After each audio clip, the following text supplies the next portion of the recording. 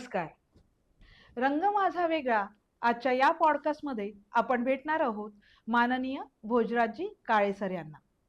महाराष्ट्र राज्य ITR निदेशक संघटनेमध्ये गेले 35 वर्ष ते कार्य करत आहे. आज ती संघटना जी नावारूपास आली आहे त्यामध्ये त्यांचाच हातखंड म्हणावा लागेल.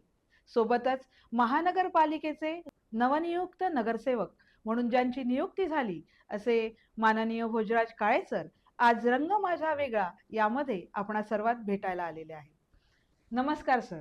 नमस्कार. रंग माझा वेगळा या पॉडकास्ट मध्ये मी पल्लवी यादगिरे वैद्य आपणा मनपूर्वक स्वागत करते. Thank you sir. खूप दिवसांची तुम्हाला भेटायची इच्छा होती. अनेक प्रश्न मनात होते.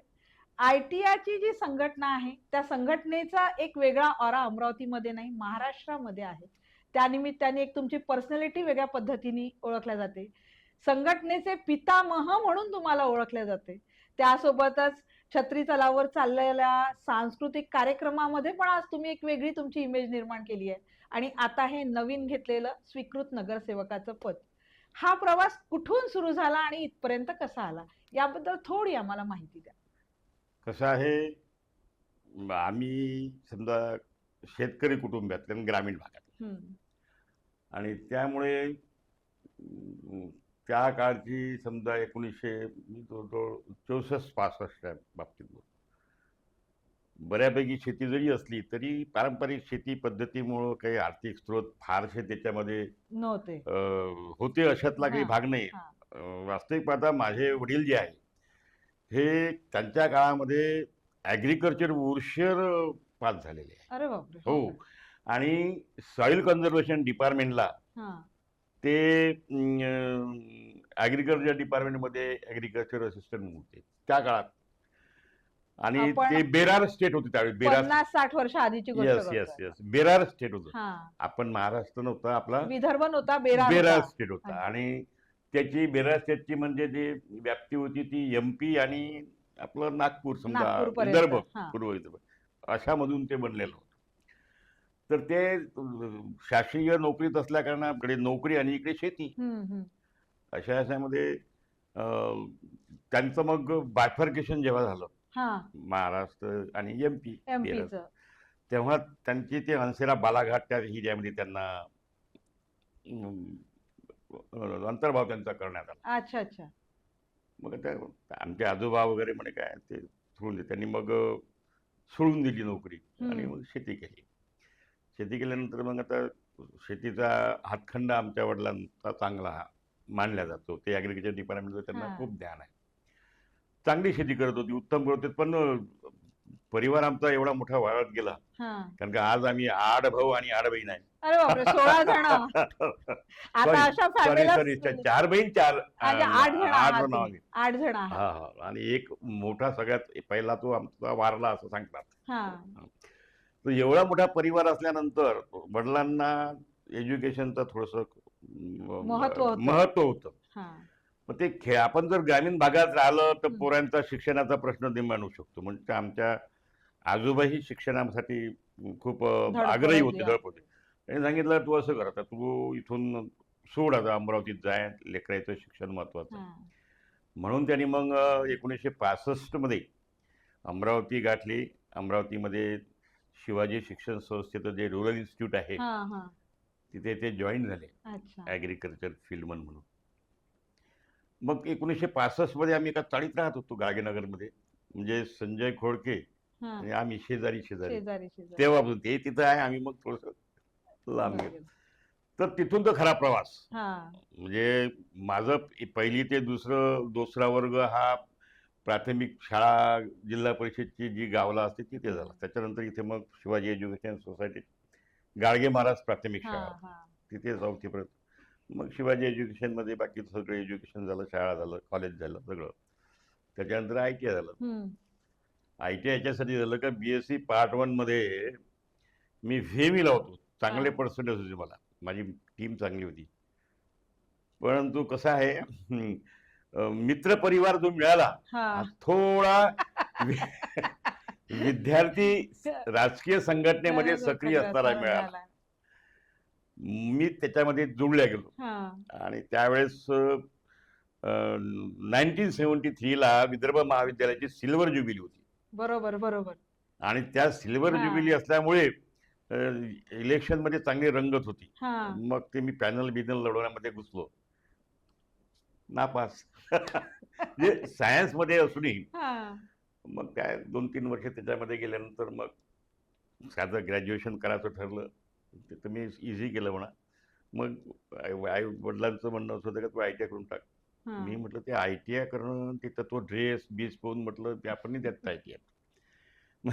म्हणून मग म्हटलं बा त्यातल्या त्यात तिथं मग हा हे कपडे घालता येत नाही असं कोणतं, म्हणून ड्रॉसमन मेकॅनिक म्हणून ड्रॉसमन मेकॅनिक घेतलं. अच्छा, म्हणजे ड्रॉसमन कुठल्या पद्धतीने काय विचार होऊन काय समोर काय मला गेलं ड्रॉइंगचं ज्ञान नाही, काही काही नाही, नाही. पण ते योगायोग म्हणा. योगायोग पण म्हणजे माझं आयुष्यात काहीतरी चांगलं घडायचं असेल म्हणून ते असेल.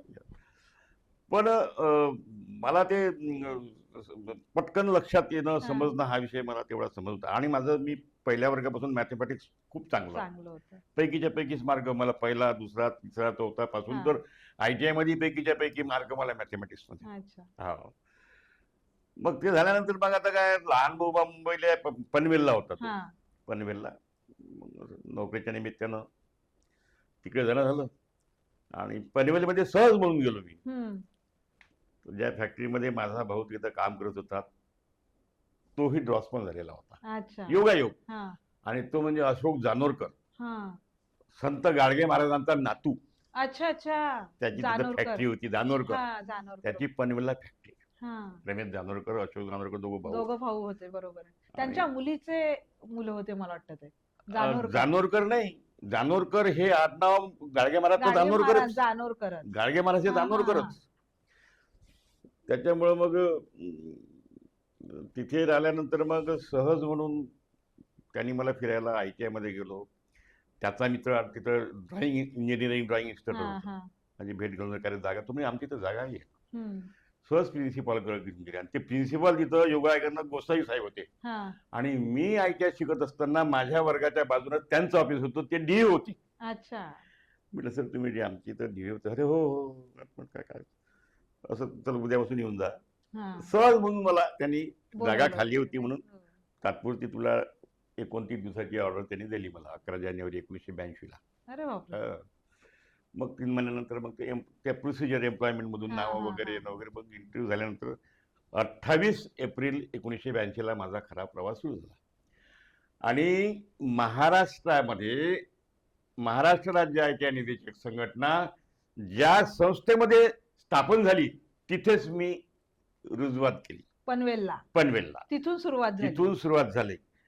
पनवेलला 7च लोक होते अच्छा. ज्यांनी संघटना स्थापन केली.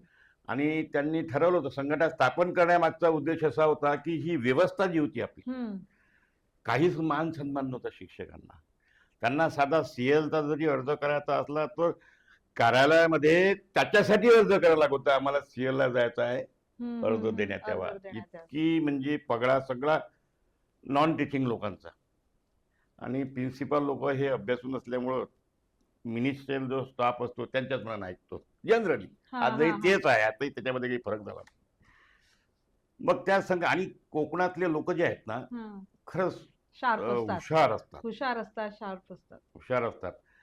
आणि मला जास्तीत जास्त 3-4 महिने झाले असं. मला तुम्ही जॉईन झाल्यानंतर दुसऱ्याच महिन्यात संघटना जॉईन करून घेतली. माझ्याकडे आले ते, मी मेंबर होऊन गेलो.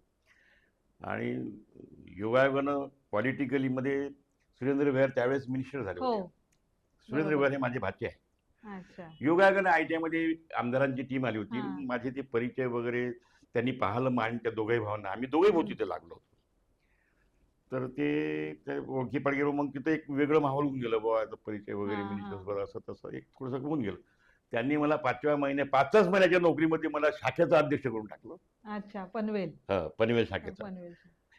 त्याला एक माहित आहे का, हा आरोगण आहे, कुठेही पाठवलं. आरोगण मीन्स ते कॅप्टनची जी भूमिका असते ती घेऊ शकता, ते मांडू शकता, भूमिका मांडू शकता. अध्यक्ष केल्यानंतर आंदोलनाच्या एकदा आंदोलन झालं. आंदोलन झाल्यानंतर त्याच्यामध्ये एखाद्या कर्मचाऱ्याला आमचा काहीतरी ते रजिस्ट्रार बोलला असं त्याचा ऐसा कारण की निकाल झाले, डायरेक्ट कॅबिनमध्ये घुसतो त्याच्या. मी एकेरी भाषेत बोललो. त्यावेळेस आपल्याला एवढा काही समज नव्हता. पण म्हटलं, एकेरी भाषेत बोललो. हा, त्याला म्हटलं, हिंदी होता तो. हा, आप उल्लासनगर से पनवेल आने तक 2 ट्रेन बदल दिए. हा. ख्याल में रखना यहाँ तक पहुंचने को ना तुम. अरे भाई नाही नाही नाही. असं नाही, म्हणजे थोडस या पद्धतीनं मी बोललो कारण का हा. आपल्याला तेवढा काही समज. पण मग हळूहळू संघटनेमध्ये ते इतका रुळल्या गेलो का 82-83 झालं, 85 पर्यंत.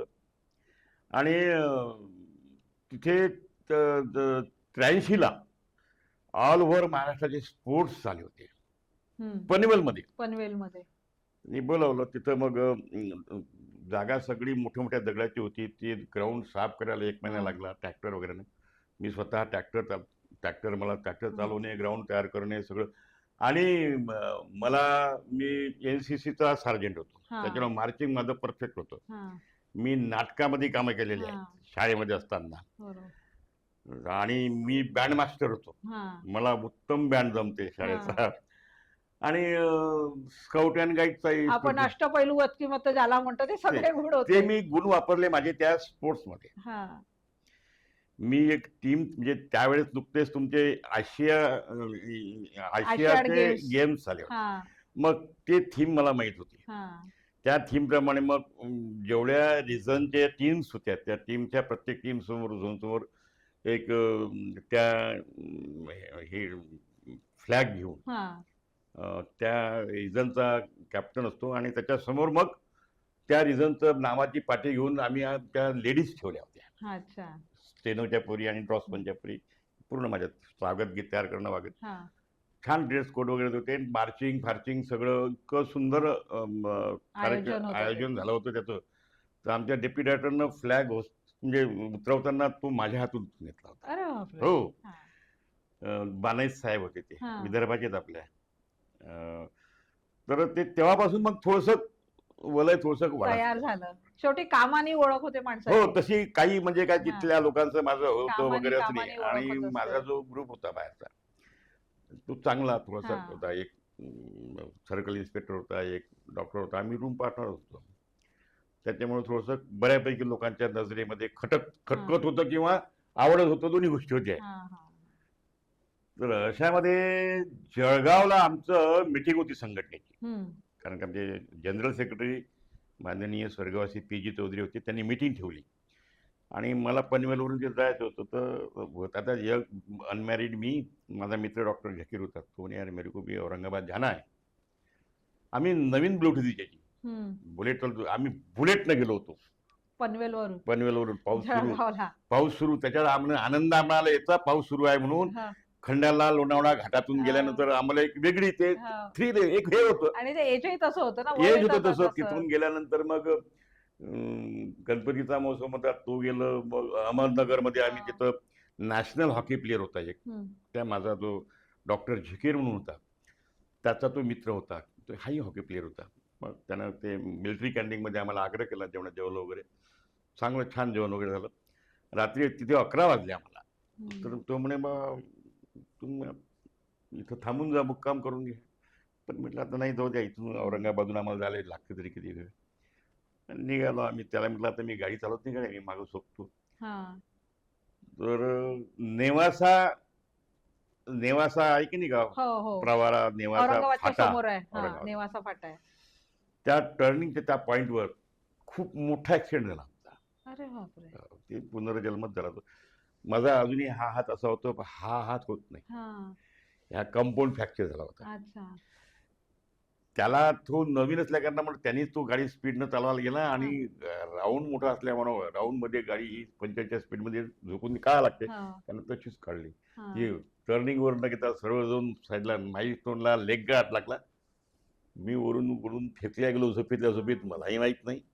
तो त्याच्याही पुढे फेकल्या गेला, गाडी त्याच्याही पुढे फेकल्या गेली आणि खाली रोडमध्ये ह्या गिट्टीचे सगळे बोल त्याच्यावरच पडलो होतो. 1 तासानं जेव्हा चेतना आली, आपला ऍक्सिडेंट झाला. पण ते हिस्ट्री मोठी आहे, ते जाऊ द्या. त्याच्यानंतर ते झाल्यानंतर पण ते संघटनेच्या मिटिंगला चाललो होतो, एवढाच फक्त विषय. बाकी सगळे संघटनेचे लोक वगैरे तिथून औरंगाबाद आले. रिटर्न पुन्हा पनवेलला आलो. तिथे ऑपरेशन वगैरे सगळं होऊन गेलं. तर ते यामुळे मी अधिक पक्का झालो. अच्छा. हे आपण इन्सिडेंट वाचलो आयुष्यात आपण वाचलो हां, ज्या कामासाठी झालो होतो, हां. ऍक्सिडेंट झाला पण आपण वाचलो म्हणजे आपल्याला हे काम करणंच आहे आता. मग ते तुम्हाला लाईफ टाईम तुम्हाला ती एनर्जी मिळून येस गेली, की येस येस. आपलाचा जन्म जो आहे तो याच्यासाठी याच्यासाठी झाला. झालेला आहे. कारण का त्याच्यामधून वाचणं हा एक वेगळाच आशीर्वादच म्हणावा हो, लागेल. आणि लोकांना अपेक्षा नव्हती आम्ही वाचत. सिरियसली आम्ही ते घाटी हॉस्पिटल ऍडमिट. मग तिथं थोडस आपल्या विदर्भातल्या लोकांची मेंटॅलिटी जी असते, हां. कुणी तिथं राहायला तयार नाही हं, मुंबई विभागात. हं. आपली घाई एवढीच का बा रिझाईन ट्रान्सफर करून आपल्या हो, इकडे या. इकडे या. इकडे रिझाईन ट्रान्सफर होऊन झाली. मला दिलं कुठं गुंज. गुंज ज्या आयटीया. गुंज आयटीआयमध्ये पोस्ट पोस्ट ऑफिस नाही, काहीच नाही, काहीच तिथे नाही. पोलीस स्टेशन नाही, काहीच नाही. तिथे बँक नाही, काहीच नाही. आता तरी थोडी डेव्हलपमेंट आहे आणि गुंज त्या आयटीयाला. गावामध्ये टॉयलेट घरात असणं हे अपशगुन मानत होतं. हो, बरोबर आहे, बरोबर. म्हणजे अशा गावामध्ये तिथे पण मस्त काढली. तिथे सगळे अनमॅरिड पोरं होते. हां, एन्जॉय केला मी दोन तीन हां. वर्षापासून. माझं लग्न वगैरे तिथेच आहे. पण तिथे असल्यामुळे मी त्या परिसरातल्या सगळ्या याच्यात दौरे करून संघटना स्थापन केली. हं. काही संघटना हे पैकी नेतृत्व करून प्रत्येक ठिकाणी कामी आला. मला सवंगडी चांगली मिळाली, हां. माझ्यावर विश्वास करणारी मिळाली. म्हणून मी तिथं मग मोटरसायकलवर टिबल शीट रात्री बेरात्री जाणं, उमरखेडला मिटिंग घेणं, पाराकोळा घेणं, वणी घेणं, ह्या सगळ्या छोट्या छोट्या शाखा मी संघटनेच्या बांधून घेतल्या. म्हणजे तुम्ही ठरवलं होतं, की आपल्याला आता संघटना बस डेव्हलप बस करायचं आहे आणि बस संघटनेसाठी आपण काम करायचं आहे. बस. तिथून तुम्हाला तो हे मिळालेला. आणि त्यावेळेस संघटना वाढवणे हा विषय डोक्यात नव्हता. ती वाढत गेली. काम करता करता वाढत गेली. मी लोकांचा विश्वास माझ्या येत नाही, गेला. या ज्यांनी स्थापन केली हां. केली त्यांनी हां, ज्या हां, हां. उद्देशासाठी केली. बरोबर आहे. आणि ते थांबाचं काम येत असते हां, कधी हां. कधी. जबाबदाऱ्या आल्या थांबते की माणूस. माझ्या सुदैवानं माझ्यावर जबाबदाऱ्या काही नव्हत्या. हां. म्हणजे फॅमिली लायबिलिटीज काहीच नाही. काही होत नाही. मला सहकार्य करणारी चांगली बायको मिळाली. हां. माझे लेकरं कोण्या वर्गात आहे, कसे शिकले हेही मला माहित नव्हतं. जेव्हा पाया पळायला येत होते तेव्हा समजत होतं का बा हे याची परीक्षा आहे आज. बस एवढंच काय. आणि कुरकुर नाही बायकोनी केली समजा. फॅमिली आणि बॅकग्राऊंड चांगलं होतं, सपोर्ट चांगला होता. तर त्याच्यामुळे तुम्ही आर्थिकच्या दृष्टिकोनातून समजा कधी कमी जास्त पडत दादा समोर हात फैलावचे, हां. पाठवून देत थोडेसे हां. ते घरातलं हा. वातावरण खूप महत्वाचं असते सर या सगळ्या गोष्टी करण्यासाठी. माझा परिवाराला काहीच हातभार लागला नाही. परिवाराचा माझ्यासाठी याच्यामध्ये आणि हातभार हा तुमचा लागला. मोठेपणा आहे हा. या म्हणा. हा तुमचा मोठेपणा आहे. माणूस महत्वाचा असतो घरच्यांसाठी. आणि हे संघटन असलं तर काय उत्कर्ष होऊ शकते हं. हेच मी माझ्या कुटुंबाकडून शिकलो. हां. आम्ही आजही 8ही बहीण भावंड एकत्र आहोत. हां. आता माझं वय 70ीत आहे, बरोबर आहे. दादा 75ीत आहे, हं. पण अजूनही आमच्या पूर्ण परिवाराचे मूल बांधलेली आहे. मालक तेच आहे. नाही मला नेहमी असं वाटतं की एकत्र फॅमिलीज डेव्हलप होऊ शकतात. अर्थात एकत्र फॅमिली नोकरीच्या भरोश्यावर काय होते आणि काय नाही होत काहीच नाही. याच्याशी काही नाही. आयुष्यामध्ये मी कधी कर्ज काढलं नाही. हं. घर बांधायचा युकडं होत गेलं, इकडून थोडंफार होत गेलं. आणि या प्रवासामध्ये परिवाराचा साथ आणि एकत्र राहण्यानं काय होते हे मला माहिती. म्हणून संघटना कशी एकत्र राहून सक्सेस होऊ शकते याचं मी पक्क ठरवतो. आजपर्यंत महाराष्ट्रामध्ये या संघटनेला दुसरा पर्याय निर्माणच झाला नाही. नाही नाही अगदी बरोबर आहे. निर्माणच झाला नाही. निर्माणच झाला नाही तर प्रत्येक डिपार्टमेंटमध्ये 2-2, 4-4, 5-5 संघटना आहे. का मी निर्माण होऊ दिल्याने असा तर भाग नाहीये. पण लोकांसाठी ज्याच्यासाठी आपण काम प्रामाणिकपणे जर केलं ना तर लोक तुमच्यासोबत तळमळीने काम केलं तर लोकांना जाणवतं. सोबत राहतात, हां. विश्वास विश्वास ठेवतात. ठेवतात. आणि सातत्यानं गेल्या 25-30 वर्षापासून एकच नेतृत्व असल्यानंतर काही लोकांच्या मनामध्ये रागही असतो. नाही माझाही प्रश्न होता की दुसरं नेतृत्व का तयार झालं नाही हा प्रश्न होताच माझा. बऱ्याच लोकांनी मला तू जो प्रश्न हां. विचारतो का बा नेतृत्व तयार केले जात नसते. अच्छा. नेतृत्व हे तयार झालं पाहिजे.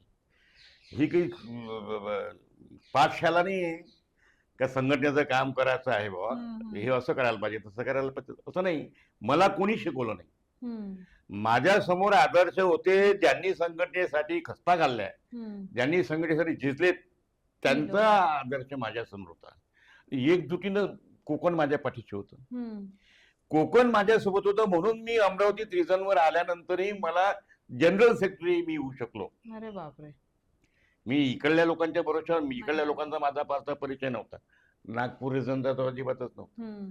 पण नाशिक विभाग, पुणे विभाग, हम्म. मुंबई विभाग ताकदीनं माझ्यासोबत होता आणि औरंगाबाद सुद्धा. बरोबर. औरंगाबादमध्ये त्यावेळेस संघटना फारशी नव्हती. हम्म.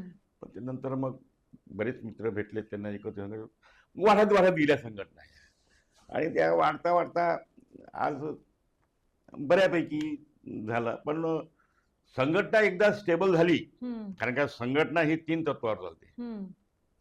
संघटना ही 3 मजबूत जर समजा आपला 3 पायाचा स्टूल असतो. हो. 3 पाय जर बरोबर मजबूत असेल तर स्टूल स्टेबल राहील. हम्म. एखादा जरी तो लंगडा असला तर स्टूल हलत राहील का नाही, कामी येणार नाही तो. हम्म. तसंच एक संघटनेमध्ये संघटन हम्म. हा एक पाय पाहिजे. बरोबर आहे. Second administration. हम्म. ऍडमिनिस्ट्रेशन संघटनेचं खूप डिसिप्लिन मला खूप पाहिजे. डिसिप्लिन. आणि त्यानंतर मग आर्थिक संघटनेची आर्थिक स्थिती झाली पैसा असल्याशिवाय काहीच होत नाही. काहीच होत नाही. पैसा आणि पाहिजे. मी जेव्हा संघटनेचं नेतृत्व स्वीकारलं, कारभार घेतला, काही संघटनेत रुपये 1 रुपया नव्हता. हा. वस्तुस्थिती आहे. मग त्याच्यानंतर काही मिळवल्याशिवाय लोकांना तुम्ही विश्वासात घेऊ शकत नाही. लोक बरोबर. तुम्हाला काही त्या बाबतीत पुढाकार घेणार नाही. नाही. किंवा लोक सिक्युअर असल्या संघटनेमध्ये आहे म्हणून आपण सिक्युअर आहे ही भावना त्यांच्यामध्ये जोपर्यंत निर्माण होत नाही तोपर्यंत संघटना वाढत नसते. आणि संघटना पण त्याच्यासाठी हवी असते की तुम्हाला ती त्याच्यासाठी. सिक्युरिटी मिळते की काही झालं तरी हे आहेत. हा. ही भावना निर्माण होणं फार महत्वाचं Yes, असतं. yes. आणि ते लोकांना समजलं म्हणून संघटना वाढली. बरोबर आहे. बरोबर आहे. मी होतो म्हणून वाढली असं नाहीये. ही भावना निर्माण झाली लोकांमध्ये का संघटना ही सिक्युअर आहे. हम्म. संघटना ही धोरणात्मक निर्णयामध्ये जर हात घातला तर हम्म. त्याच्यामधून यश खेचून आणते. परिश्रम करावा लागते मात्र. परिश्रम करावा. तसं नाही मिळत काहीच. नाही, परिश्रमाशिवाय तर काहीच नाहीये ना. विश्वास, परिश्रम, नेतृत्व या Yes, सगळ्या yes. गोष्टी त्याचा महत्वाचा मूळ असतो. आणि मला सगळ्या विभागामध्ये चांगले लोक मिळत गेले. हम्म. हम्म. काही लोक वेगवेगळ्या आरोप लावतात. माझ्या पुण्यासारख्या संस्कारमय सांस्कृतिक वारसा असलेल्या शहरामध्ये हम्म. तिथला 10 वर्ष माझा जो विभागीय अध्यक्ष होता हा. तो हर्षद धर्मपाल म्हणून, तो एस सी समाजाचा होता. पण संघटनेसाठी ताकदनं काम करणारा होता. काही संघटनेने त्याला जवळ करण्याचा प्रयत्न प्रयत्न केला, केला हा. वगैरे. निदेशक संघटना म्हणजे तसंच मुंबई विभागामध्ये आमचा सावंतवाडीचा तो ढाण्यामागच होता, तो राजदत्त कदम म्हणून होता. हम्म.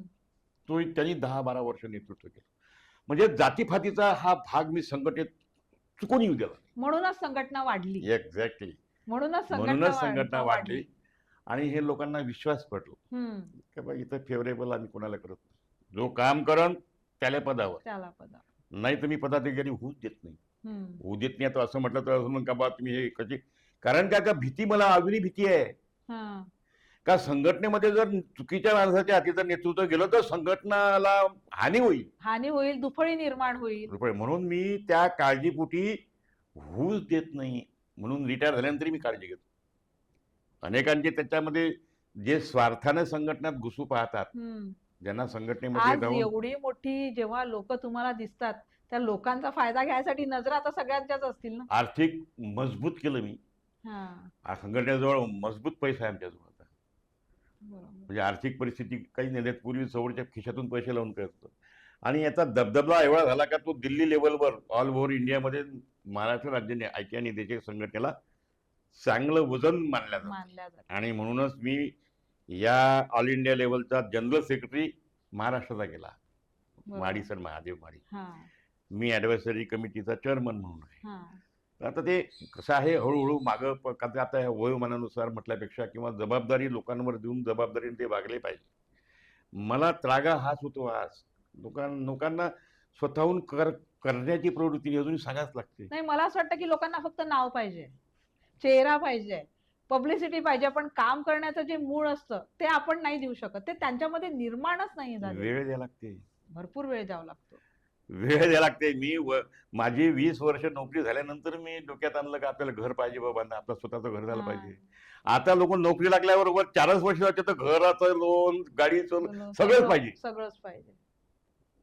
ते 10 वर्षाचा त्यांचा शेड्यूल ठरलेला आहे. लग्न करणे, घर बांधणे, गाडी घेणे, गाडी घेणे पोरांचे आणि शिक्षण. पोराचे शिक्षण सुरू. म्हणजे जो स्वतःला जुतून देतात ते त्या आर्थिक चक्रव्यूहामध्ये का ते निघतच नाही. आणि काय ते वेगळं करणार आहे. बरोबर. लोकांचं मला आश्चर्य वाटते. रिटायरच्या वेळेत लोकांना 50-50, 60-60 लाख जीपीएफ मध्ये जमा झालेले असतात, भेटतात. मला आश्चर्य वाटते. माझा पुरा ढणढण सगळा खजिना. मी LIC कधी काढली नाही. काय मला बरं का LIC मेल्यानंतर कोणाला भेटून ते मला भेटेल का नाही. नको, LIC नाही का तुम्ही ना, तुमचं मेडिकल, ते परमेश्वरानं सगळं निभावलं. काम कोणतं अडते. आणि मला इतक्या समाधानी मी आहे का जीवाभावाचे न प्रेम करणारे लोक संघटनेत मला माझ्या पाठीशी आहे.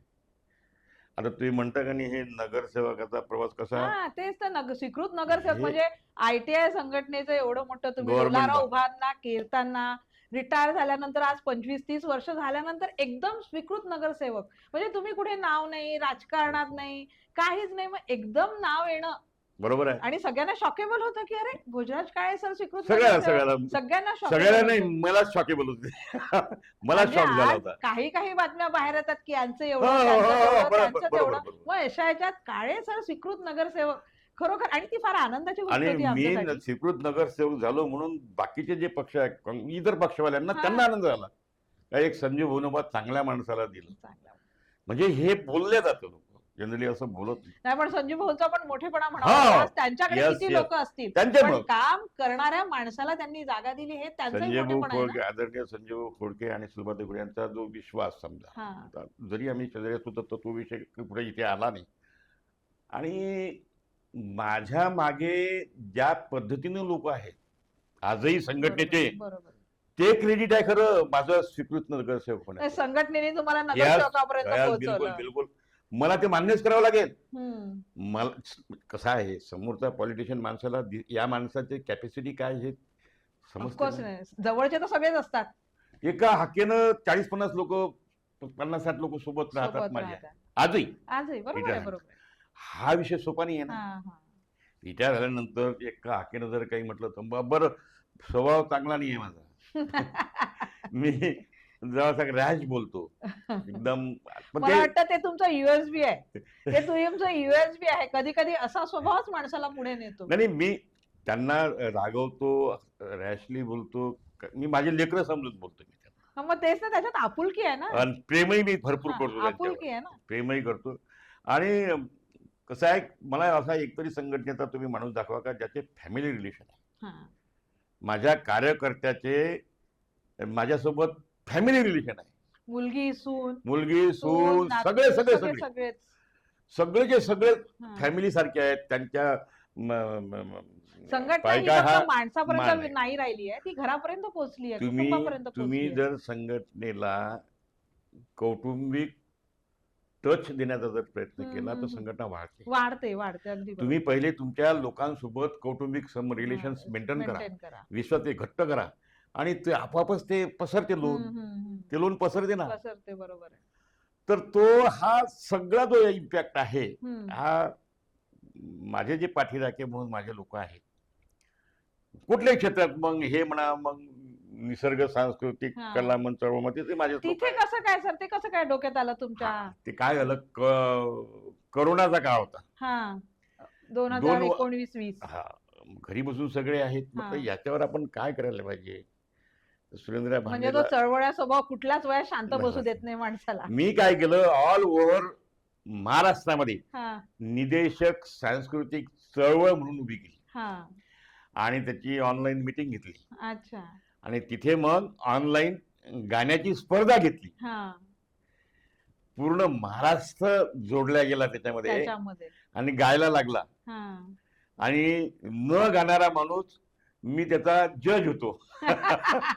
मला गाणं म्हणता येत नाही, पण गाण्यातला समज मला भयंकर आहे. उत्तम श्रोता आहात तुम्ही. उत्तम सुद्धा मला ऐकायला खूप आवडते. हा, उत्तम श्रोता. आणि म्हणजे मला 1982-83 पासूनचा हा शौक होता. हम्म. माझ्याजवळ खूप छान छान इन्स्ट्रुमेंट त्यावेळेस नॅशनल पॅनासोनिकचं हा, हा. बोलवतं तो बोलवलं. माझ्याजवळ होता. त्याच्यानंतर फिलिप्स पॉवर हाऊस हा.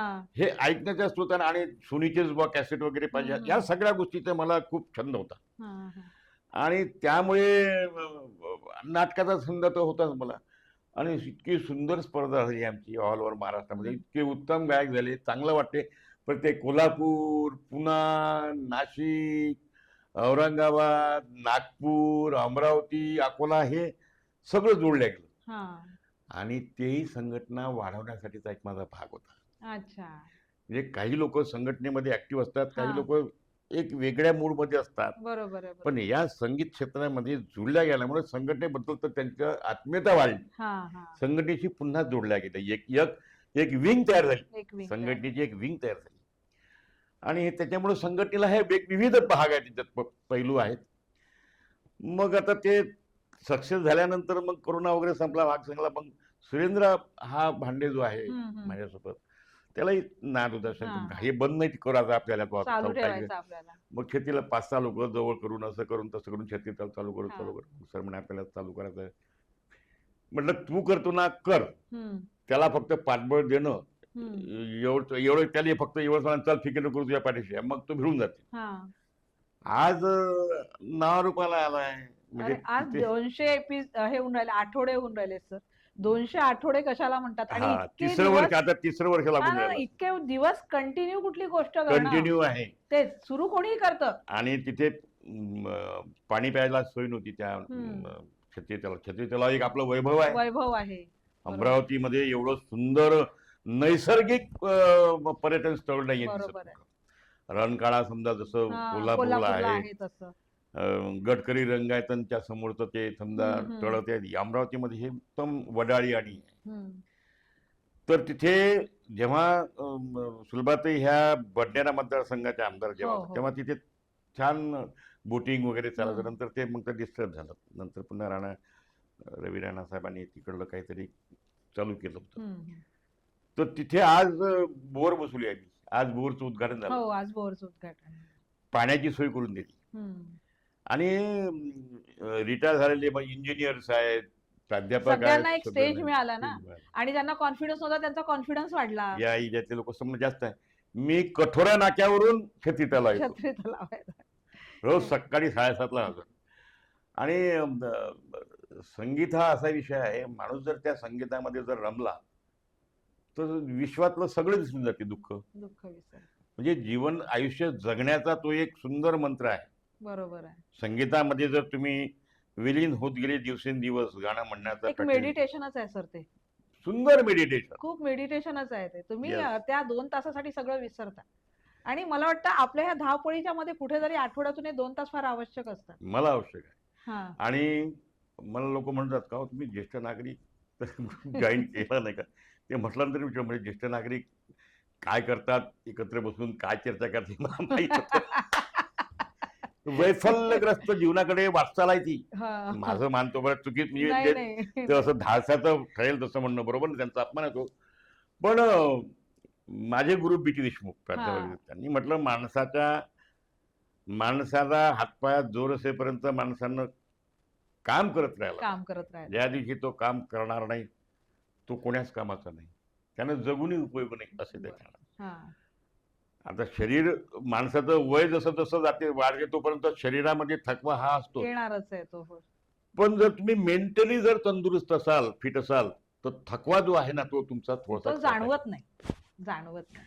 म्हणून मी हे सोबतचं क्षेत्र निवडलं. आता हे स्वीकृत नगरसेवक तुम्ही जे हा. म्हटलं ते पुन्हा जोडल्या गेलं. हा. आता पाहू त्याच्यामध्ये जे काही आपल्याला कायदेशीर ज्ञान आहे, हम्म. आपलं कायदे संघटना चालवल्यामुळे मला असं वाटतं की तुम्ही फार चांगलं ते नगरसेवकाचं पद तुम्ही हँडल करू शकाल, किंवा बिलकुल लोकांच्या प्रॉब्लेम पर्यंत खूप चांगल्या प्रकारे पोहोचू शकाल. एकदम कारण बरोबर. ऑलरेडी 30-35 वर्षाचा एक्सपिरियन्स तुमच्याकडे आहे. मला हे माहित आहे, सभागृह जेव्हा केव्हा मिनिस्टर सोबत, सेक्रेटरी सोबत संघटनेची मिटिंग व्हायची असती, मला नाही आठवत का त्या मीटिंगमध्ये, माझ्या मीटिंगमध्ये सेक्रेटरी हवी झाली किंवा मिनिस्टर हवी झाली किंवा डायरेक्टर हवी झाली. हम्म. त्याचं कारण ते आहे की मला जो मी प्रश्न मांडतो त्या प्रश्नाचं सगळं ध्यान मी पहिले करून घेतो. अच्छा. मी ज्ञानी नाही, पण ज्या बाबतीत मला काम करायचं आहे त्याचं ज्ञान मी अवगत करून घेतो. म्हणजे मी जर एखादा विषय मांडला की बाबा या गोष्टी, उदाहरणार्थ त्रिस्तरीय वेतन श्रेणीच्या संदर्भामध्ये प्रेझेंटेशन जर द्यायचं असेल, याच्यात मध्ये प्रचंड मेहनत आहे बरं. तुम्ही म्हणता संघटनेमध्ये खरं यश काय आहे, तर असं सांगताच येत नाही मला काय हे यश आहे माझं म्हणून. बरोबर आहे, बरोबर आहे. इव्हन सेल्फ इव्हॅल्युएशन साधा सोपा विषय आहे. पूर्वी सीआर कशी लिहिल्या जात होते माहित आहे? प्रिन्सिपल मनातील तसं काही शब्द प्रयोग केले जात होते किंवा त्यातनं बोललेली बरी, पण हे व्हॅल्युएशन तो कोणी आधारे ठरवतो, रेकॉर्ड न पाहता किंवा काय. म्हणून सेल्फ इव्हॅल्युएशन ती कमिटी बसली, जाधव साहेब त्यावेळेस बाळापूर साहेबच्या अध्यक्षतेखाली त्या कमिटीत मी होतो आणि सेल्फ इव्हॅल्युएशन हा कन्सेप्ट काढला. का त्याला काय म्हणायचं आहे ते पहिले पहा, मी काय काय केलं वर्षामध्ये, माझं आउटपुट काय, त्यानं म्हटलेलं ते बरोबर आहे की नाही फोरमन तपासावं. ती प्रोसेस तुम्ही दिली, हा ती प्रोसेस तयार केली गेली आणि फोरमननी ते तपासल्यानंतर त्याचं बरोबर आहे की नाही मग तुमच्या जवळ येतेच ना ते प्रिन्सिपल कडे जात. तुम्ही विचारा फोरमनले का ते व्हॅल्युएशन बरोबर केलं की नाही केलं, म्हणजे यालाही समाधान राहते ना मी काय दिलं. याच्यावर दळपण येऊ दे ना, का स्वतःहून चुकीचं देण्याचं धाडस करणार नाही ना तो. बरोबर आहे. जर केलं तर त्याचं उत्तर त्याला द्यावं लागेल. यामुळे काय झालं का लोकांमध्ये सेल्फ कॉन्फिडन्स वाढला किंवा आपलं काही अनर्थ होणार नाही आपल्या हातून, तर मग घाबरायची काही गरज नाही. बरोबर, जे सरळ आहे ते सरळ सरळ प्रोसेस. ह्या प्रोसिजर लागल्यानंतर मग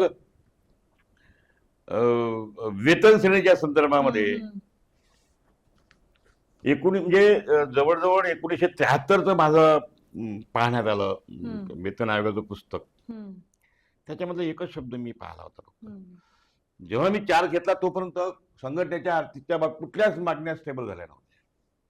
आमचं सळ तळ्यात मळ्यात. मग जुन्या यंत्रणे जी आमची संघटना, त्यांना संघटना मजबूत करण्यामध्येच वेळ गेला त्यांचा, त्यांनी खूप खस्ता खाल्ल्या. पण डिमांड, आर्थिक डिमांड मिळण्यासाठी काही मिळण्यासाठी अजून काही फार सतत झालं. आणि मग मी ते पहिले फ्रेमवर्क करून केले मी मागण्यांचं काय करायला पाहिजे. का बा तुम्ही इन्स्ट्रक्टर लेबल सुपरवायझर द्या, नंतर फोरमन, ह्या गोष्टी मिळणं कठीण वाटत राहिले मला. जी उत्तर मिळाली गव्हर्नमेंटचे, मी वेगळ्याच त्याच्यामध्ये घुसलो की त्याच्यामध्ये एक म्हटलं होतं की the nature of work, the nature of work of ITI instructors are more than trained graduate teacher. एवढा शब्द होता. So we recommended 25 rupees additional pay in compare of teacher. एवढा शब्द मी पाहिला तो बारीक अक्षरातला.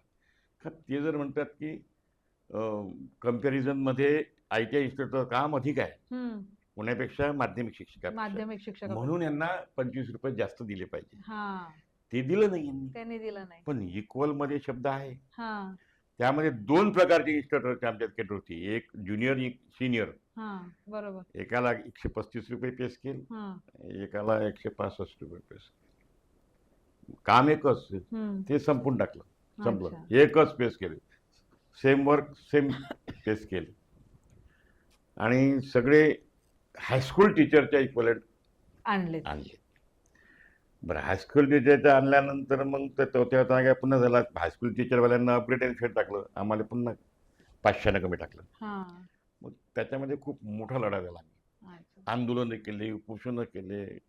मुंबई आझाद मैदानावर आंदोलन करत असताना आमचे 5 जण शहीद झाले, ऍक्सिडेंटमध्ये वारले. म्हणजे आयटीआय संघटनेच्या थ्रू जे आंदोलन झाले त्याच्यामध्ये पण लोक शहीद झाले. मग हे नाव का बाहेर नाहीये सर? जसं आपण आता महाराष्ट्र मुक्ती मोर्चामध्ये एक आहे शहीदचा आकडा, मग ह्या एवढी मोठी जर तुमची संघटना आहे, एवढं मोठं काम आहे, मग हे शहीद वगैरे झालं जे आहे ते का बाहेर आलं नाही किंवा त्याला का प्रसिद्धी मिळाली? आता आम्ही थोडंसं प्रसिद्धीच्या पासून थोडंसं लांब, म्हणजे कामाशी काम करत राहायचं एवढंच आमचं धोरण होतं. नाही आहे शहीद झाले हा विषय नोंद झाली आहे त्याची शासनाच्या दरबारी. नाही, पण आपल्या आयटीआय मध्ये जे लोक काम करतात त्यांना तरी हे माहितीये की ह्या नवीन लोकांना संघटनेचं. माहीत करून देण्याची जबाबदारी या लोकांची आहे. हा, कारण म्हणजे मला सांगा ना, आज तुम्हाला संघटना इतकी मदत करते, मग त्या आणि संघटनेचं योगायोगाने ते आपल्याच विभागातले घाटंजीचे आणि आपल्या इथे ज्या ठाकूर मॅडम आहे, पवार पवार ना पवार मॅडम जे आहेत क्लरिकलमध्ये, त्यांचे मिस्टर तोंड मी तर गुंजलेच होतो सोबत. किती मोठा इतिहास आहे हा. पण संघटनेनी ते त्यावेळेस आम्ही इथं आंदोलनाला इथं होतो. मी मुंबईला होतो. आझाद हिंदला जसा मेसेज कळा मिनिस्टर वगैरे सगळे आले होते तिथं. इमिजिएट निघालो आम्ही. पहिला अकोल्याला काही ऍडमिट होते, डेथ बॉडी आपल्या ते सगळं डेथ बॉडी त्यांच्या गावाला नेणं, ज्याला मदत करणं, जे हॉस्पिटलमध्ये आहे त्यांचं आर्थिक करणं. त्याच्यानंतर मग मी पूर्ण 5ही जणांना जे एक्सपायर झाले त्यांच्या त्या कुटुंबासाठी त्यासाठी पूर्ण महाराष्ट्रातून पैसा जमा केला. त्यावेळेस 13 लाख जमा झाले आणि मग प्रत्येकाच्या खात्यावर फिक्स मध्ये टाकले. मी याच्यासाठी दिले नाही, समजा एखादा परिवार आहे त्याच्यावर अवलंबून त्याची आई आहे, त्याची बायको आहे, मुलं असतात. तिनं समजा बायकोला जर दिले तर आईचं ते करून, म्हणून आम्ही तसं नाही केलं. एक पालक म्हणजे आपण एक सांभाळ करण्याच्या दृष्टिकोनातून आईच्या नावावर टाकले, बाईच्या नावावर टाकले. असं करत ते फिक्सही मी बाहेर कुठे टाकलं नाही, आपल्या सोसायटीत टाकले. त्याचं व्याज दर महिन्याला आम्ही देत गेलो, दर महिन्याला व्याज देत गेलो. आज मला आणि सगळ्यांचे नोकरीला लावलेत, त्यांच्या फॅमिलीमध्ये प्रत्येक जण नोकरीला लागले. आणि मला सांगायला अभिमान वाटतो का आमचा जो केळकर होता त्याच्या पोरग्या MBBS झाल्या. अरे वा. आज त्या म्हणतात की काका तुम्ही जी सोय आमची करून दिली, जे बाबा आमचे संघटनेचं हे यश तर नोंद व्हायला खूप पाहिजे. मोठी आहे ही व्हायला पाहिजे, कारण ही नवीन जनरेशन आहे, यांना माहिती नाही की संघटनेचं महत्व काय आहे किंवा आपल्या फॅमिलीला याचे काय फायदे होतात. हे माहिती करून द्यायसाठीच मला वाटतं फार गरजेचं आहे. आणि हे खूप याचा खूप मोठा गाजावाजा झालेला होता. ऍक्सिडेंट झाला होता त्यांचा गाडीचा, अकोल्याच्या समोरच झाला होता. तर ते MBBS झाले, त्याच्यानंतर ह्या मॅडम लागल्या, यांची मुलं चांगले हे झाले. त्याच्यानंतर ते कुटासाला तो पोटे होता वाटतं की तो, आता त्याला कोण फक्त आई वडील होते, त्यांना मग आपण पैसे वापस केले. आणि दुर्दैव माझं, आणि ते सगळे चेक विलासराव देशमुख मुख्यमंत्री असताना त्यांच्या हातून दिले आपण सगळ्या फॅमिल्या लातूरला नेल्या. त्याचा जाण्याचा खर्च आपण केला, त्यांना ते चेक इश्यू केले. आणि माझी कंप्लेंट केल्यानंतर माझी त्या पैशावर ते पैसे त्याच्यातले खाल्ले म्हणून इन्क्वायरी झाली. कोणाचं चांगलं करायला गेलं त्याच्यातही अडचणी निर्माण. मला त्याच्याबद्दल तर मला आत्मा सांगते ना, काय मी काय केलं काय नाही केलं, कुटुंबाबद्दलचं काही म्हणणं ते सांगितलं की नाही मी. काय सतत नेतृत्व जर केलं तर काही लोकांना पडत नाही, घुसता येत नाही. मग हे विषय खूप रागवलं बघ, मला सस्पेंड केलं. माझ्या विरोधामध्ये प्रशासन, राजकीय खूप मोठं यंत्रणा माझ्या विरोधात होती. माझ्या संघटनेमधले अंतर्गत काही लोक फुटल्या गेले होते माझ्या विरोधात काम करायला. विरोधी संघटना, जातीवादी संघटना, अख्खा जनता विरोधात लढाईत मी एकटा लढत होतो. कुठून मिळाली ती एनर्जी एवढी सगळी एकटा लढायची? कारण का मला माहित होतं का माझं सत्य जर असेल तर कोणाच्या बापाला घाबरायचं कारण नाही, हे मला माहित होतं. हे काय करू शकतात हेही मला माहित होतं. यांची पोच कुठपर्यंत आहे.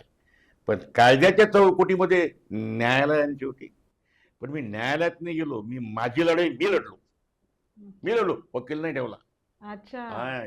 आणि इथे काय होणार आहे या रिझन लेवलवर हे मला माहित होतं. आणि 2 वर्ष मला सस्पेंड नाही, डायरेक्ट टर्मिनेट, बडतर पकडून टाकलं. ओके. नंतर अपीलमध्ये गेलो. अपीलमध्ये पॉलिटिकली प्रेशर डायरेक्टर, याला पूर्ण यंत्रणा तेव्हा काम करत असते. पूर्ण यंत्रणा काम करत असते. त्यावेळेस मला त्याचा काही हे नाही प्रॉब्लेम झालं. पण मला माझा मुलगा 12वीला, हम्म. माझी मुलगी बीला. हम्म. असा एकही दिवस नाही का पेपरमध्ये बातम्या माझ्या विरोधात येत नव्हत्या. हम्म. रोज म्हणजे ही लढाई वेगळी, फ्रंट पेज, फॅमिलीची वेगळी. फ्रंट पेजवर, हा. आणि वेगवेगळे अँगल होते त्याच्यात. त्याच्यामध्ये आर्थिक, दंडुकशाही, गुंडगिरी, झुंडगिरी, आणि मग सगळ्यात शेवटी त्यानं आर्थिक तर होतच, हा. मग आणलं कॅरेक्टर. अरे वा. हा, तिथपर्यंत आलं. म्हणजे काही सापडलं नाही तर ते आता आपल्या तुम्ही चारित्र्याला विचार हातभार. करा, जेव्हा कॉलेजमधली पोरगी समजा, का ग गौरी तुझ्या बाबाचं पेपरला आलं, त्या पोरीवर काय बीतली काय असेल, पिलं. आणि पोरावर काय बीतली असेल. बरोबर आहे. पण त्या काळाचा, त्यावेळेस जी जबाबदारी माझ्या पोरावर पडली, हम्म. का त्यांच्या डोक्यात बाबाला सांभाळणं आहे आपल्याला. बाबाला सांभाळणं आपल्याला. तर माझ्या परत माझं बुलेट सगळं पोराला असं ना, पोरांनी कधी असं नाही मग आपल्याला फोर व्हीलर कॉलेजमध्ये नेली पाहिजे, हा. बुलेटच दिलं तर असा भाग नाही. साधं सिंपल त्यांनी अमरावतीमध्ये शिक्षण कम्प्लीट घेतलं. केलं, हा. केलं त्यांनी, ते त्यांच्या लेवलवरच केलं त्यांनी. पण आणि त्यावेळेला त्यांची मिळालेली साथ, मॉरल सपोर्ट फार अर्थात गरजेचं माझं असतं कार्य ना. फोनवर बोलताना पोलीस स्टेशनवर, पोलीस ते इन्स्पेक्टर घरी, पोलीस त्याच्या गाड्या घरी, सगळ्या बहिणी वगैरे, पोलीसची गाडी जरी घरातून कोणीही कामासाठी गेली तरी याच्या आपल्याकडे आली हो काय, हो, ती म्हणजे भीती इथपर्यंत मनात होतं. बसते. पोलीस येऊन गेला, ते सांगितलं मी की डिपार्टमेंटनं जर मला टर्मिनेट केलं, हम्म. पनिशमेंट जर मला दिली, तुमची पनिशमेंट म्हणजे एक पनिशमेंट तुम्ही द्यायला पाहिजे किंवा यांनी द्यायला पाहिजे, यांनी दिली ना, हा. मग कायदा असं सांगते की डिपार्टमेंटला जर वाटलं का आर्थिक गुन्ह्याकडे जर आपण हे केस हँडओव्हर केली पाहिजे, त्यांनी करावं तुमच्याकडे. हम्म. कुणी म्हणून का बाई याच्यावर यांनी असं केलं, याच्यावर केस टाका, तर ते तुम्ही कायदा पहा म्हटलं पाहिजे. हम्म. कायदा मला माहित होता. हम्म. तर ते लढाई गेले, तर मग मी अपीलमध्ये गेलो, पुन्हा रिएस्टेट झालं. अच्छा. रिएस्टेट झाल्यानंतर तक्रारी सुरू, आजपर्यंत तक्रारी सुरू आहे. रिटायर झाल्यानंतर पेन्शन बंद कर. अच्छा, पेन्शनही बंद करण्यात आली. पण मला जी ताकद म्हटलं की ताकद हा, कुठून येते, ताकद कुठून येते. संघर्षामध्ये डिफेन्स करण्याची प्रवृत्ती माणसाची वाढते. अच्छा. जोपर्यंत डिफेन्स प्रवृत्ती माणसाची वाढत नाही, तोपर्यंत तो कणखर बनत नाही. मी मोठ्या माणसाच्या विरोधामध्ये लढाई लढलो, आणि माझं म्हणणं असतं का बा हे जे प्रशासकीय डापेदारी, पण माझी लढाई त्याच्यासोबत आहे. त्याच्यासोबत आहे. बरोबर आहे. देख, ये हा. तो हो गया, अब देख, मुझे तो लढना है तेरे साथ. मी त्याच्यासोबत लढलो, आणि त्यालाही सांगितलं का तुलाही माहित आहे मी जिंकणार आहे, हम्म. पण तू चालू दे. पण त्याच्याही मनात असेल का नाही तू अजून कणखर बन, बरोबर आहे. हे त्याचीच इच्छा असेल का? त्याचीच इच्छा असेल. आणि त्याच्या इच्छेनं सगळं हे झालं असं मी मानतो. आणि माझ्यावर प्रचंड विश्वास आहे, हम्म. प्रचंड विश्वास आहे. कोणत्याही क्षेत्रामध्ये जर मी डोकं लावलं तर मी त्यामध्ये यशस्वी होऊ होऊ शकतो, याची मला गॅरंटी आहे. हा. कारण का मी त्याचा अभ्यासच करेन ना. बरोबर आहे. माझे लेकरं एकही, माझा मुलगा एमटेक झाला, बी झाला, एमटेक झाला, माझा लहान भाऊचा मुलगा बी झाला, मोठा पोरगा तर आमचा शेतीमध्ये होता, लहान पोरगा ग्रॅज्युएट झाला. पण पुरी पाठवल्या, सगळ्याच्या सगळ्या पुरी. म्हणजे माझ्या घरात जवळजवळ 17-18 सगळे इंजिनियर आहेत. हम्म. भाची लेकरं सगळे पुण्यालाच आहे, सगळे हा. अभ्यास व्यवस्थित सुटायला आहे. माझी मुलगी कॅनडात आहे, हम्म. आणि भाचाही जर्मनला, एक स्वीडनमध्ये आहे. म्हणजे ते वेल एज्युकेटेड आहेत. सुदैवानं सगळ्यांचं कंट्रोल माझ्याकडे होतं. हा. आजही सगळ्या बहिणीच्या घरचे लग्न, कुठलाही कार्यक्रम असतो तर त्याचं कंट्रोलिंग माझ्याकडे. याच्यासाठी का ते मॅनेजमेंट कसं असतं, आणि नेतृत्व, ते सांगितलं ना, तो गुण मुळात आहे ना, नेतृत्व. मला सांगा, या माझ्या संघटनेच्या लोकांचा संबंध माझ्या पुरता आहे, तसं नाही राहिला ना. माझ्या बहिणीचा घरचा काय तो लग्नाचा करायला म्हणतो, सगळे माझे लोक तिथं हजरच आहेत. बरोबर आहे. म्हणजे त्यांची स्वतःचा भाचा, स्वतःचे मुलं मुली म्हणून कामं करतात. लक्षात घ्या, लाखो रुपये खर्च करून हे वैभव मिळत नाही कोणाला, ते मला मिळालं फक्त. बरोबर आहे. माझ्या लोकांना माणसं जमवली आयुष्यात. माझ्या लोकांना 1.5 लाख रुपये, 2 लाख रुपये, 1 लाख रुपये पगार आहे. पण मी त्यांना काही सांगतो, माझी बायको खाऊ चालत, मी काही सांगतो म्हटलं मला समजत नाही मी काय सांगतो, आणि ते ऐकतात. तर काय कमावलं ते हे कमावलं हे कमवलं. या सगळ्या याच्यातून. आणि शेवट हा चांगला म्हणजे संघर्षातून गेल्यानंतर हा. आज जे आउटपुट समजा माझं आहे, खूप समाधानी आहे मी. आर्थिक दृष्ट्या नाही, आर्थिक दृष्ट्या सर, प्रचंड श्रीमंत समजतो मी स्वतःला. आर्थिक दृष्ट्या कसं असतं ना, शेवटी आपण कशावर समाधानी आहे याच्यावर आर्थिक दृष्ट्या समाधान मला असतं. पैशाची कधीच कमी पडली मग नाही. तेच महत्वाचं आहे ना, आपले कामं निपतात आहे. असा गठ्ठी पडली आहे पैशाची असं नाही, हा, पण आपले अजिबातच कामं नाही. निपतात आहे. पण पैशाची कमीच पडत नाही आज कुठल्याही आज क्षेत्रामध्ये कामात. तुम्हालाही कधी वाटलं नसेल की तुम्ही स्वीकृत नगरसेवक व्हाल. बिलकुल नाही. अमरावती महानगरपालिकेची यावर्षीची निवडणूक बिलकुल सारखी नाही. निवडणूक नाही झाली आणि त्या बिलकुल. निवडणुकीत न उभं राहता बिलकुल. तुमच्या घरापर्यंत अजून काय पाहिजे सर? मला आणि वाटतं मी- याच्यासारखा विश्वास. बरं, आज- मी असं नाही का सगळ्यांना काय वाटत होतं, माझ्याबद्दलची जी राजकीय पक्ष म्हणजे नाराजी अशी असते की माझी संघटना मी कोणाच्या दावणीला बांधली नाही. बरोबर आहे, बरोबर आहे. जे सरकार असेल हं. मला त्याच्यासोबतच मला निगोशिएशन करणं आहे आणि माझ्या लोकांचे प्रश्न सोडणं आहे. सोडवणं आहे. बरोबर आहे. मी कशाला कोण्या पक्षाशी बांधून घेऊ, हा बांधून. माझा भूमिका राहिली आहे. हा. माझ्या लोकांना मी कशाला त्याच्यात शेवटी काय करायचं अंतर्गत तो मी हम्म. करेल विषय. म्हणून मी बीजेपी समर्थित संघटनेसोबतही बरेच वर्ष सगळ्याच काढले, सगळ्या संघटनेसोबत, कारण संघटनेत चालला आपली गेला. संघटना आपल्याला जगवायची हो. असते ना. पण लोक म्हणलं मग सर तुम्ही राजकीय क्षेत्रामध्ये हेच का निवडलं? हा. म्हटलं याला कारण आहे, म्हटलं विश्वासाचा विषय. ज्या विश्वास लहानपणापासून ज्या माणसाच्या आपण अटॅचमेंट मध्ये राहिलो, विश्वास असतात सर, तत्व असतात. तत्व असतात. आज आपल्याला अनेक याचे तत्व, पक्षाचे तत्व नाही पटत. ज्या पक्षाशी पटतात त्यांच्यासोबत आपण काम करतो. काही लोक बद्दल मी कौतुक असं करेल, धाडसी निर्णय घेण्यालाही माणसाला धाडच पाहिजे. खरंच आहे. मी जी सध्याची जी धीरज लिंगाडे जे पदवीधर हम्म, हम्म, मतदारसंघाचे हा, हे आहे, हा. त्याच्या अगोदरची निवडणूक